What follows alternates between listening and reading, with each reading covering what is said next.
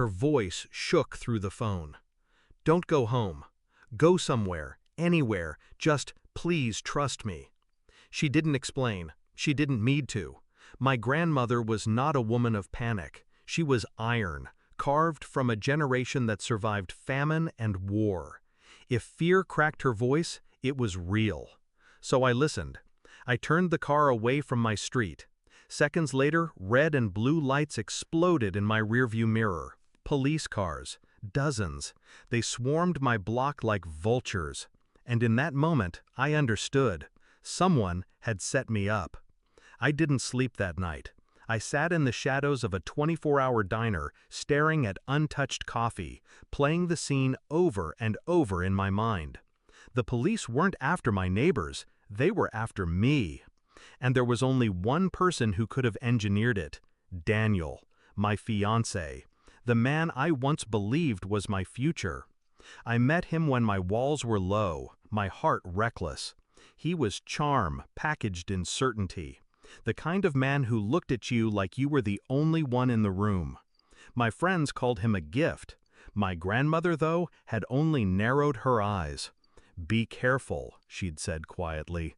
"Some smiles are sharpened blades." I laughed it off then. I wanted to believe in him. But love, I've learned, is the perfect camouflage for betrayal. The first cracks were subtle. Business trips that didn't align with his receipts. Calls he stepped outside to take. His sudden obsession with my finances, where I saved, how much, what passwords I used. I didn't confront him, not immediately. I pretended ignorance. But I began watching him the way a predator studies prey. Quietly, patiently. And then I found it. An account in my name, filled with money I never deposited. Transfers from places I never worked. He was building a trail, a paper cage meant to collapse around me. He didn't love me. He was framing me. That night, when the police raided my street, I understood the timing. He had moved quickly, maybe too quickly, ready to erase me while smiling into my parents' faces, ready to play the grieving fiancé after I was gone. But my grandmother's call ruined his script, and I wasn't about to let the curtain close on me. I didn't run. Running meant guilt. Instead, I planned. Step 1, disappear publicly, but not physically.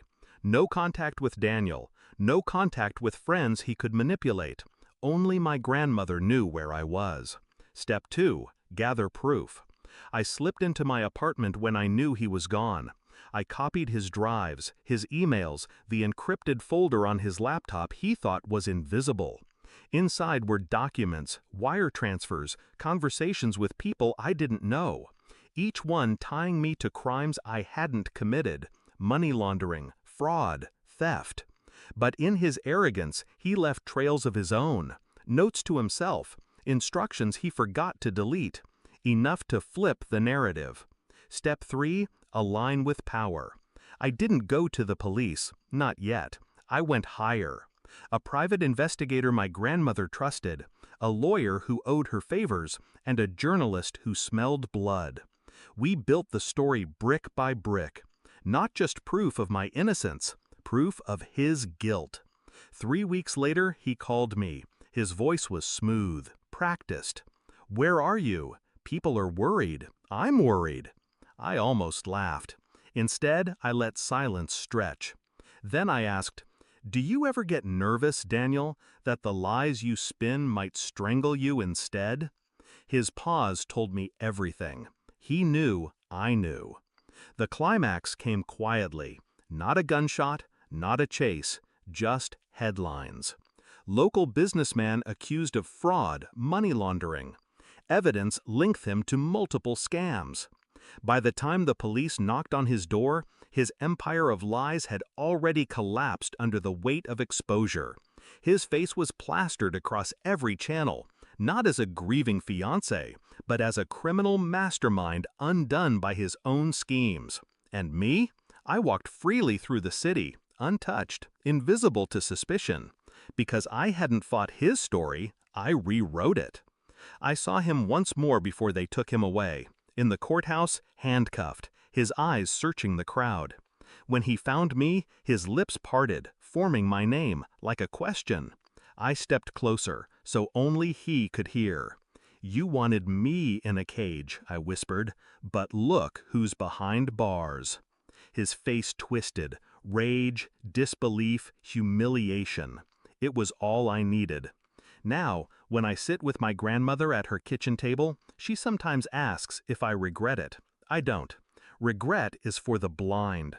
I saw clearly. I acted precisely. Daniel taught me one thing. Betrayal is a knife you don't see coming. But revenge? Revenge is a mirror. You hand the betrayer their own weapon and watch them cut themselves. And me? I didn't just survive. I won.